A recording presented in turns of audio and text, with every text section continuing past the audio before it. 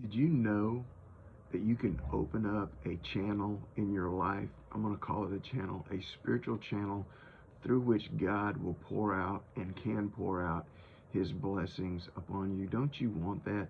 Don't you want to walk with God's favor upon you, with God's blessings to be upon you? You know what that channel is. You know how to open that channel up. It's through prayer. Now, I'm not just talking about um, you just thinking about God throughout the day. I'm talking about a very intentional time where you find solitude, where you can clear your mind of everything else as much as you can, where you can, as much as you can, put all the distractions of your life away, and where you can just focus on God. And you can just focus on talking to him and hearing from him. Jesus said in Matthew chapter 6, verse 6, he said, when you pray, go into your room. Some translations say go into your closet, but go into your room. And when you have shut the door, then pray to your Father who is in the secret place. And your Father who sees in secret will reward you openly.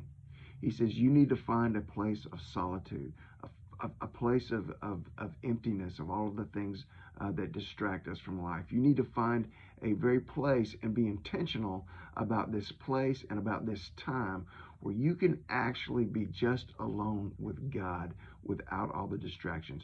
You pray to him whatever you want to pray. You tell him whatever you need to tell him. You pour out your heart and open up your heart to him. You can even listen for him and just sit in silence and let God move in your heart and speak in your heart. But be intentional about the solitude and about the time that's given just for God. And the Lord, the Father who sees in secret, it says he will reward you openly. This will be a channel. You will be opening up a channel for God to pour out his blessing and for God to pour out his rewards and for God to pour out his favor upon you in whatever way he needs to do it. Now, that's the words of Jesus.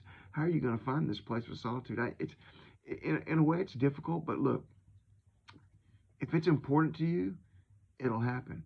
You can do it sitting on the back porch drinking your coffee early in the morning before you do anything while it's still quiet.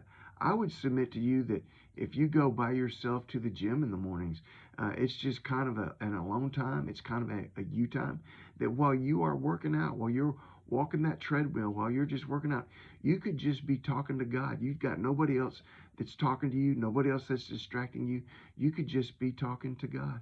You could do it while you're mowing the grass. Of course, that's not very often hopefully not anymore, but just find time when you're alone, when you don't have the distractions, when you are basically shutting the world out.